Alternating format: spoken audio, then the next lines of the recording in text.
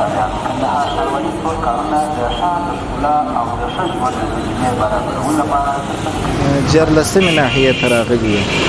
دلته د جرلسمې ناحیې امیر صاحب هم راسره دی، د شکایاتو مدیر هم راسره دی او دلته د خلکو سره موږ خبرې وکړلې.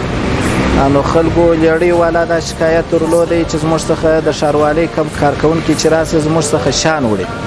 نو موږ ورته وویله که چیرې تاسو پر خپلو ځایو باندې استقامت ولرئ، پر یوه ځای باندې ودرېږئ، د ښاروالۍ کوم اصول مقررات چې دی دا په ذهن کې په فکر کې راولئ او عملي یې کوئ، نو بیا ښاروالۍ والا ستا سره هېڅ نه لري. ښاروالۍ والا ستا سره څه لري؟ خو تاسې د ځای څخه حرکت کوئ، نقلیه وسایطو ته تکلیف ورکوئ، سړک او خلک مو ټوله په تشویش کې اچولي دي، مشکلات مو جوړ کړي دي.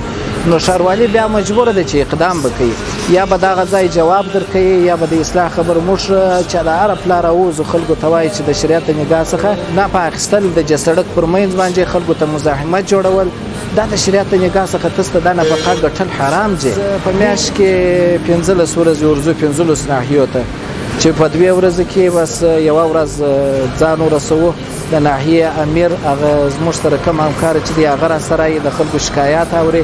هر څوک چې زموږ د ښاروالۍ اړوند که د ناحیې امیر یې که اجر یې که هر څوک یې چې شکایت چې ولري زموږ د دغه سیار مرکز د طریقه څخه ثبتوو یا د مشرانو پرې رسوو د دې شکایت هغه شاکي ته موږ قناعت ورکوو.